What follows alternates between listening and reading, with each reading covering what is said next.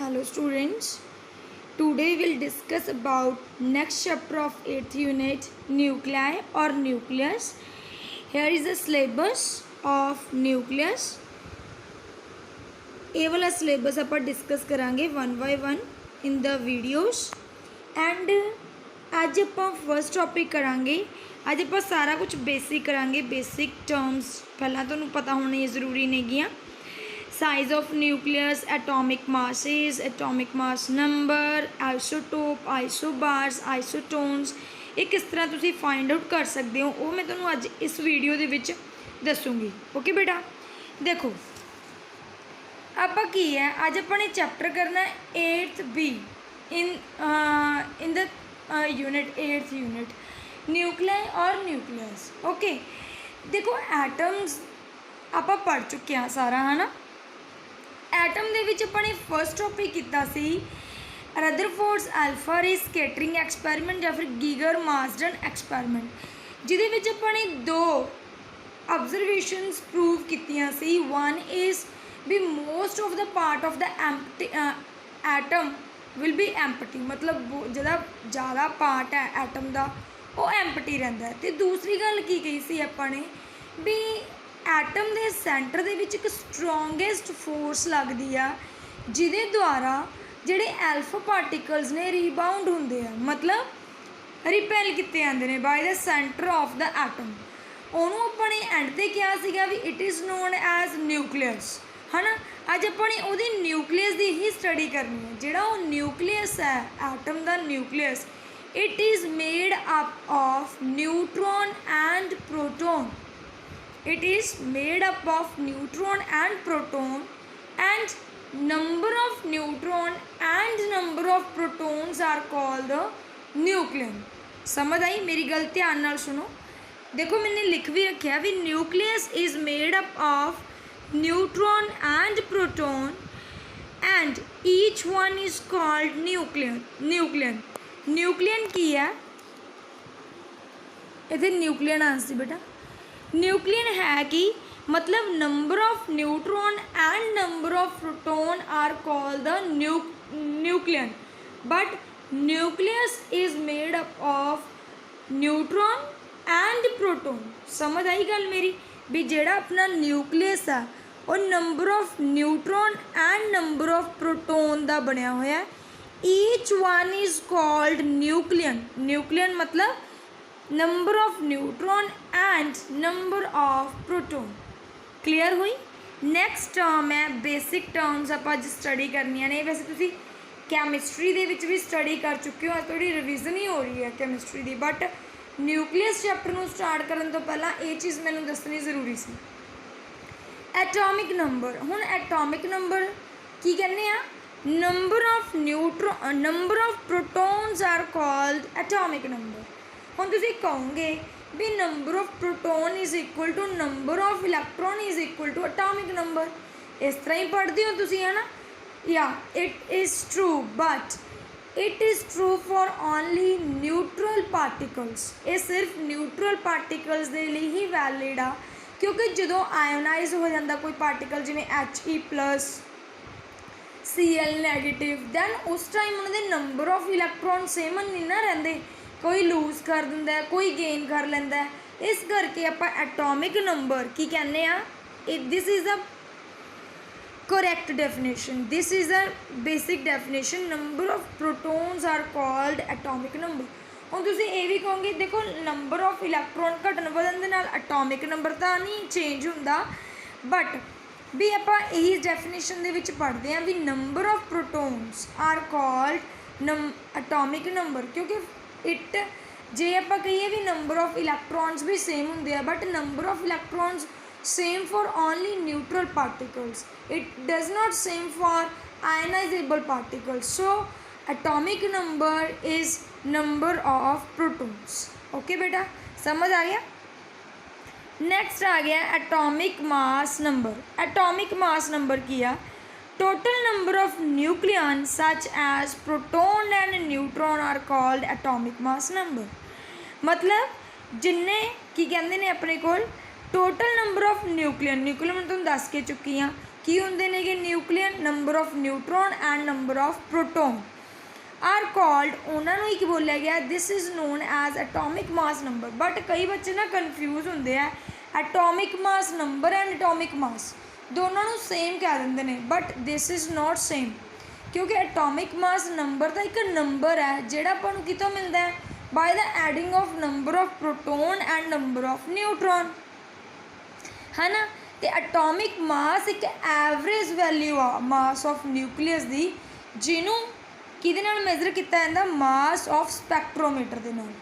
Please ਮੈਂ ਦੁਬਾਰਾ repeat ਕਰ ਰਹੀ ਹਾਂ, atomic mass number is the number, ਇਹ ਨੰਬਰ ਹੈ ਇੱਕ, by the adding of number of proton and number of neutron, ਠੀਕ ਹੈ।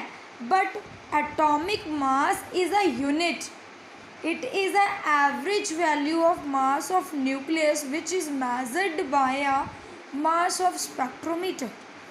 ਐਟੋਮਿਕ ਮਾਸ ਨੰਬਰ ਨੂੰ ਆਪਾਂ ਕਿਸ ਤਰ੍ਹਾਂ, ਇਹ ਇਹਨਾਂ ਦੀ ਸਿੰਪਲ ਰਿਪਰਜੈਂਟੇਸ਼ਨ ਹੈ, x ਇਜ਼ ਕੋਈ ਵੀ ਐਲੀਮੈਂਟ ਹੋਊਗਾ, a is a atomic mass number and z is a atomic number. ਸਮਝ ਆਈ ਗੱਲ ਦੀ, a is a atomic mass number and z is a atomic number, Z is the atomic number and A is the atomic mass number। clear ਹੋਇਆ। next ਆ ਗਿਆ ਆਈਸੋਟੋਨ। ਆਈਸੋਟੋਨ, ਇਹ ਵੈਸੇ ਤੁਸੀਂ ਸਾਰੀਆਂ ਡੈਫੀਨੇਸ਼ਨਸ ਇੱਕ ਵਾਰ ਰੀਡ ਆਊਟ ਕਰ ਚੁੱਕੇ ਹੋ, ਵੈਸੇ ਤੁਹਾਨੂੰ ਇਹ ਵਾਲੀ ਵੀਡੀਓ ਵੀ ਪੂਰੀ ਇੰਟਰਸਟਿੰਗ ਹੀ ਲੱਗਣੀ ਹੈ। You will feel the physics and you will understand the physics. ਜਦੋਂ ਤੁਸੀਂ ਚੰਗੀ ਤਰ੍ਹਾਂ ਫੀਲਿੰਗ ਲੈ ਕੇ ਫਿਜ਼ਿਕਸ ਨੂੰ ਪੜ੍ਹਦੇ ਹੋ ਦੈਨ ਸ਼ਿਓਰਟੀ ਹੈ ਮੇਰੀ ਵੀ ਤੁਸੀਂ ਚੰਗੀ ਤਰ੍ਹਾਂ ਫਿਜ਼ਿਕਸ ਨੂੰ ਅੰਡਰਸਟੈਂਡ ਕਰੋਗੇ। ਕੋਈ ਵੀ ਐਸੀ ਵੈਲਿਊ ਨਹੀਂ, ਕੋਈ ਵੀ ਐਸਾ ਟੌਪਿਕ ਨਹੀਂ ਜਿਹੜਾ ਤੁਸੀਂ ਰੱਟਾ ਲਗਾ ਕੇ ਕਰੋਗੇ, ਇਹਦੇ ਵਿੱਚ ਪੂਰੀ ਫੁੱਲ ਅੰਡਰਸਟੈਂਡ ਹੋਊਗੀ ਇਹਨਾਂ ਸਾਰੀਆਂ ਵੀਡੀਓਜ਼ ਦੇ ਵਿੱਚ। ਓਕੇ ਬੇਟਾ। ਆਈਸੋਟੋਨ, ਆਈਸੋ ਮੀਨਸ ਹੁੰਦਾ ਸੇਮ, ਮਤਲਬ ਕੁਛ ਨਾ ਕੁਛ ਤਾਂ ਸੇਮ ਹੋਊਗਾ। ਟੋਨ, ਟੋਨ ਤੋਂ ਤੁਹਾਨੂੰ ਪਤਾ ਲੱਗ ਰਿਹਾ ਵੀ number of neutrons, if there is number of neutrons are same are called isotones। Isotone number of neutron, ਹੁਣ ਮੈਂ ਤੁਹਾਨੂੰ ਦੱਸ ਕੇ ਚੁੱਕੀ ਹਾਂ ਵੀ atomic mass number is a number which is by the adding of number of neutron and number of proton, ठीक है। A is equal to, A is the atomic mass number, P is the number of proton and N is the number of neutron। ਇਹ ਆ ਗਿਆ A is equal to P plus N, ਜਾਂ ਫਿਰ number of proton is equal to number of atomic number ਦੱਸ ਕੇ ਚੁੱਕੀ ਹਾਂ ਮੈਂ, ਤਾਂ ਉਹਨੂੰ Z ਨਾਲ ਵੀ ਰਿਪਰਜੈਂਟ ਕਰ ਸਕਦੇ ਹਾਂ, A is equal to Z plus N। ਜਾਂ ਫਿਰ ਜੇ ਆਪਾਂ ਨੰਬਰ ਆਫ ਨਿਊਟਰੋਨਸ ਕੱਢਣੇ ਹੋਣ ਦੈਨ ਐਟੋਮਿਕ ਮਾਸ ਨੰਬਰ 'ਚੋਂ Z ਨੂੰ ਮਾਈਨਸ ਕਰ ਦਾਂਗੇ। ਤਾਂ ਹੁਣ ਆਪਾਂ ਨੰਬਰ ਆਫ ਨਿਊਟਰੋਨਸ ਕੱਢਣੇ ਆ। ਦੇਖੋ ਮੈਨੇ ਆਹ ਵਾਲਾ ਫਾਰਮੂਲਾ ਲਗਾ ਲਿਆ, N is equal to A minus Z, ਠੀਕ ਹੈ। ਤਾਂ ਮੈਨੇ ਆ ਕੁਛ ਡੈਫੀਨੇਸ਼ਨ ਐਗਜ਼ਾਮਪਲਸ ਲਈਆਂ ਨੇ, these examples are best for isotones. Then ਤੁਸੀਂ ਇਹਨੂੰ ਚੰਗੀ ਤਰ੍ਹਾਂ ਯਾਦ ਕਰਨਾ। ਦੇਖੋ ਨੰਬਰ ਆਫ ਨਿਊਟਰੋਨਸ ਕੱਢਣੇ ਆ, A minus Z, A hair is ਆ A ਐਂਡ Z, ਇਹਨੂੰ ਮਾਈਨਸ ਕਰੋ ਦੈਨ ਕਿੰਨਾ ਆਨਸਰ ਆਊਗਾ, ਆ ਇੱਥੇ 86 ਆਉਣਾ ਸੀ, ਇੱਥੇ 36, 86 ਤੋਂ 36 ਮਾਈਨਸ ਕਰੋ 50 ਆ ਗਿਆ। And rubidium, this is a krypton and this is a rubidium. 87 57 कितना कितना होगा अपने को,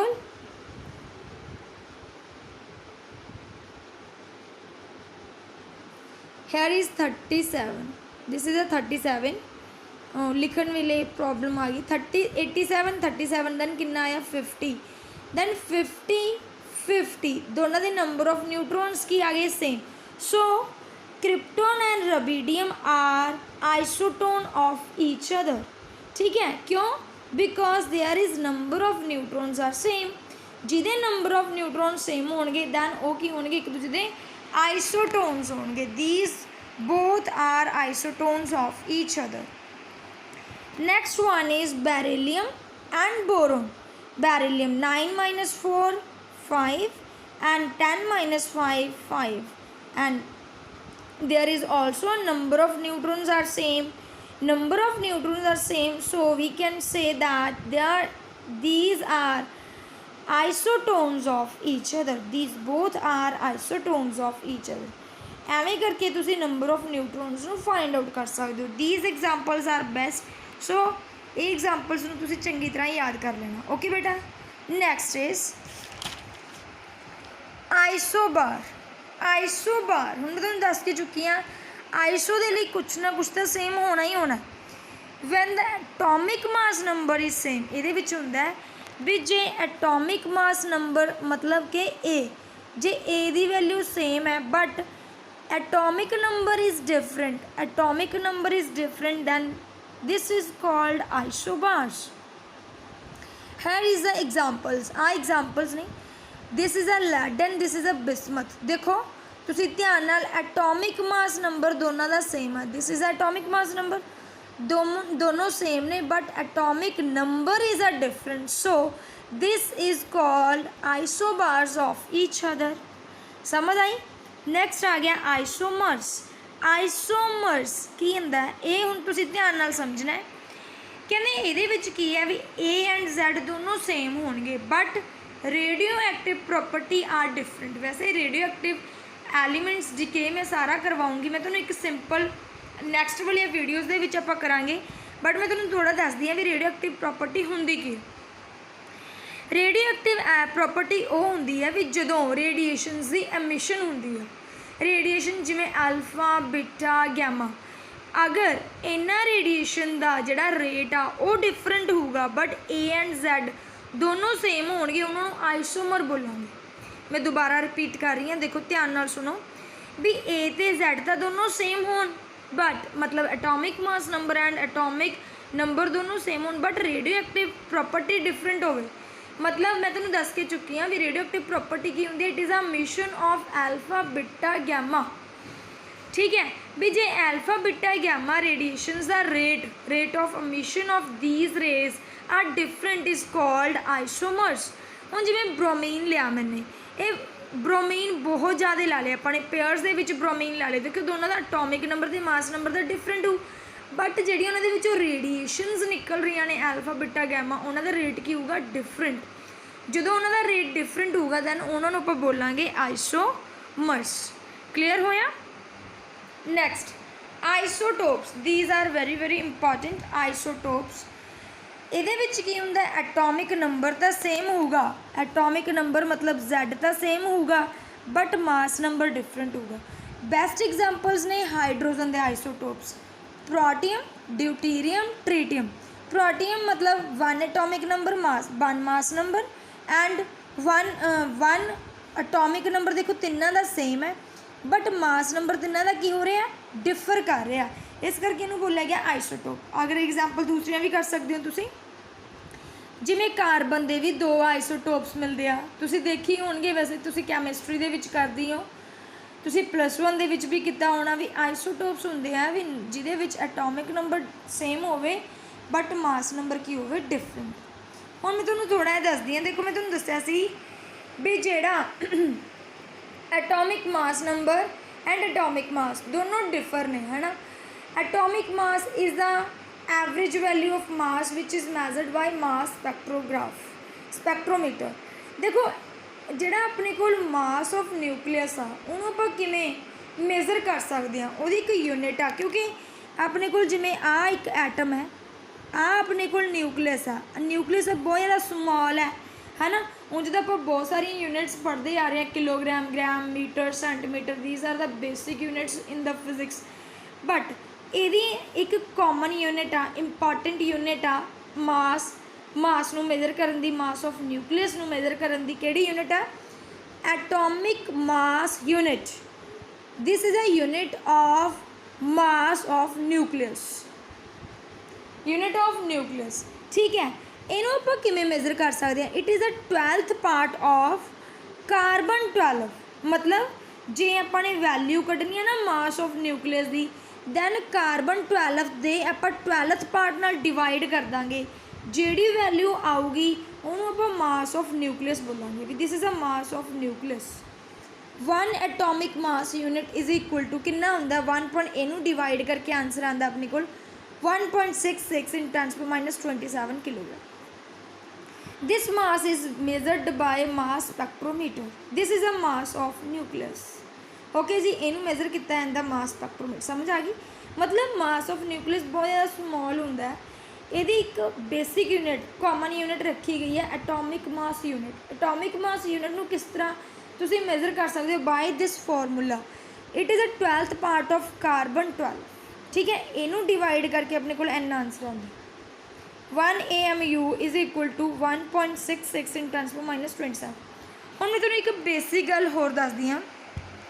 देखो जो तुसी कैमिस्ट्री वगैरह दे विच फिजिक्स दे वगैरह विच न्यूमैरिकल्स करते हो ना, कई बार की हुंदा है अपने को मास नंबर चेंज हो जाते हैं। मतलब कई बार ना उन्होंने कह देंगे भी क्लोरीन तुसी लो 1735, कई बार उन्होंने क्या होंगे भी क्लोरीन 1737, एवें ये किस तरह आता है, किस तरह ये मास नंबर चेंज हो जाते हैं। देखो जिमें हुण मान लो मैंने मेजर किया बाय मास स्पैक्ट्रोमीटर, उत्ते मैंने ना एक रूम लै लिया, उहदे विच बहुत ज़्यादा क्लोरीन के एटम्स पाए हुए।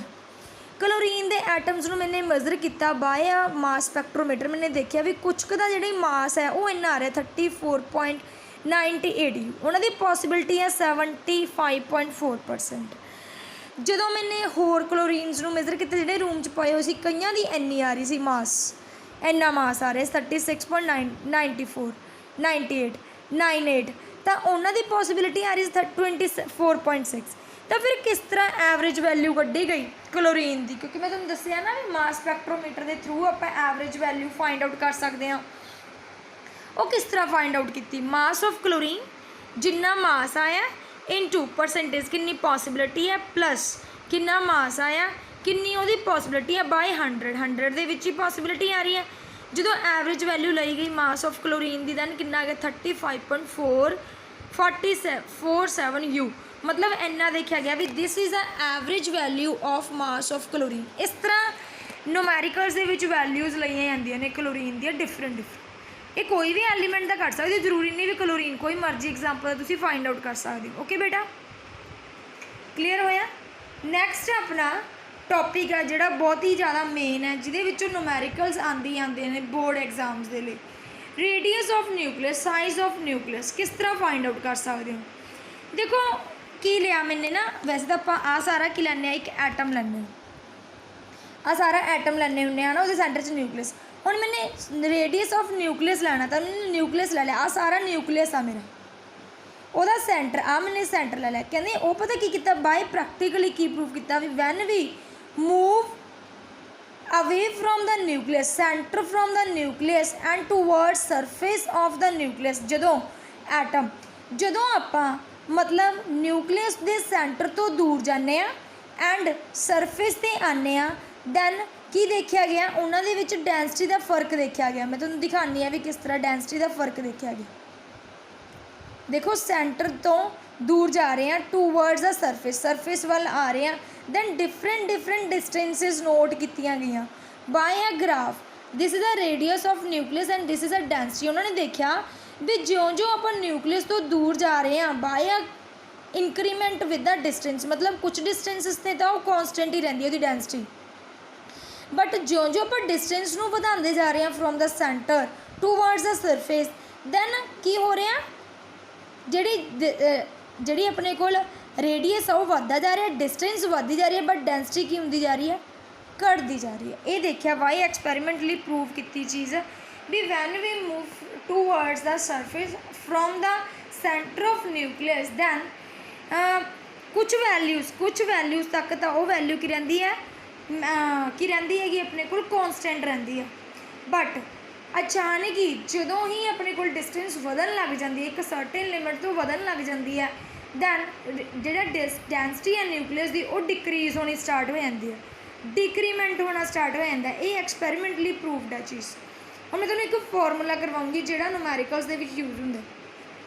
आपां नूं पता ही है density is equal to mass upon volume, mass upon volume कितना हुंदा है 4/3 πr³ यही हुंदा अपने को सिंपल न्यूक्लियस का। Nucleus is a circle 4/3 πr³, या फिर मैंने r³ नूं इधर लै लिया एंड रो नूं इधर लै लिया, या फिर अपने को किया जिहड़ा mass is a mass number, then इनू मैंने रिप्रजेंट करता ए नाल, क्योंकि ए नाल रिप्रजेंट करते आ रहे एटॉमिक मास नंबर नूं। दैन फिर की किया this is a constant 4/3 pi rho is a constant, but यदी वैल्यू की आ गई आर, मतलब इनू मैंने ले लिया इत्थे लिखो r is equal to a/4/3 pi rho, यदी जी 3 से इधर की आ गई 1/3, this is a constant, then इनू मैंने कॉन्सटेंट ले लिया r0, it is a constant simply a 1/3 आ वैल्यू डिनोट होंगी है, मतलब आप लिख सकते हैं R is directly proportional to A 1/3। Directly proportional नू कट के मैंने की लगाया आर नॉट की जी वैल्यू है वो 1.1 फैमटोमीटर तो लैके 1.2 फैमटोमीटर तक राइज कर दी है। 1.1 फैमटोमीटर तो लैके 1.2 फैमटोमीटर तक राइज कर दी है। 1 फैमटोमीटर इज इक्वल टू 10⁻⁻15 मीटर। इस तरह नाल आपां रेडियस फाइंड आउट कर सकते हैं न्यूक्लियस का, किसी भी एटम के किसी भी न्यूक्लियस आप फाइंड आउट कर सकते, जिवें मैं तुहानूं करके दिखानी है। देखो रेडियस फाइंड आउट कर सकते आप, जिवें अपने कोल आ दो एलीमेंट दे दित्ते न्यूमैरिकल्स दे विच, ठीक है। तुहानूं कहता भी तुसीं इहदा रेडियस फाइंड आउट करो, तुहाडे कोल फॉर्मूला है R is equal to R nought A 1/3 हैगी है ना वैल्यू सिंपल। तो R is equal to R nought constant जोड़ा भी तुहानूं दिता वो मतलब 1.1 तो लैके 1.2 1.1 पुट कर सकते हो या फिर 1.2 पुट कर सकते हो। दैन पुट करके अपने कोल कितना आ गया, ए दी वैल्यू कितनी है, आ दोनों ए दी वैल्यू तुहानूं कहता भी ਜਿਹੜੇ ਇਹ दो एटम्स दिते हुए ने एलीमेंट्स दिते हुए ने इन्हां दी ratio of radius find out करो। दैन तुसीं की करोगे, इनू आर इस तरह लोगे, इनू R1 ले लो, इनू R2 ले लो, इनू A1 ले लो, इनू A2 ले लो, ठीक है। Then R1 by R2 is equal to R not by A 1/3 upon R not by A 1 है R2 1/3, ठीक है। आर नॉट ना आर नॉट कैंसिल, A1 की वैल्यू कितनी आ गई 27 1/3 एंड A2 की वैल्यू आ गई 64 1/3, ठीक है। आ वैल्यू आ गई अपने को सिंपल 27 1/3 कितना होंदा है अपने को होंदा 3 दी 3 1/3 3 3 9 9 3 27 एंड 8 8 60 की होंदा अपने को सिंपल 4 4 16 16 4 64। ये आ गया अपने को 3 नाल 3 कैंसिल। दैन अपने को रेशो जी इन्हों की रेडियस ऑफ न्यूक्लियस की आई कितनी आई अपने को 3/4 आ गई। समझ आ गई। इस तरह करके तुसी ये वैल्यू फाइंड आउट कर सकते हो, ठीक है। ये न्यूमैरिकल्स पोर्शन के लिए जरूरी सी, इस करके मैंने इन्हू इंपॉर्टेंट कहा है। दैन तुसी आ फॉर्मूला याद रखना R is equal to R nought 1/3 जिदा भी तुहानूं कहा जाऊगा वही तुसी रेडियस फाइंड आउट करके दिखा सकते हो। ओके जी, मैंने 2 एलीमेंट्स दिते गए सी, उन्हें मैंने रेशो ऑफ रेडियस ला के दिखाता। क्लीयर हो गया बेटा। अज मैंने सिर्फ बेसिक टर्म्स करवाइया ने। न्यूक्लियस नू स्टार्ट किया। फर्स्टली आपने स्टार्ट किया न्यूक्लियस की होंदा, it is made up of neutron proton. फिर मैंने न्यूक्लियन दस्या, atomic number, atomic mass number, isotones दी बेस्ट एग्जाम्पल्स दसिया and isobar, isomers, isotopes, AMU की होंदा मास स्पैक्ट्रोमीटर के थ्रू तुसी एवरेज वैल्यू क्लोरीन की या फिर किसी भी एटम की किस तरह फाइंड आउट कर सकते हो एंड रेडियस किस तरह फाइंड आउट कर सकते हो। क्लीयर होया बेटा। Thank you. अगर तुहानूं ये वाली वीडियो अच्छी लगी, फुल अंडरस्टैंड कर गए तो प्लीज़ इनू लाइक शेयर एंड सबसक्राइब करना ना भूलियो। Thank you.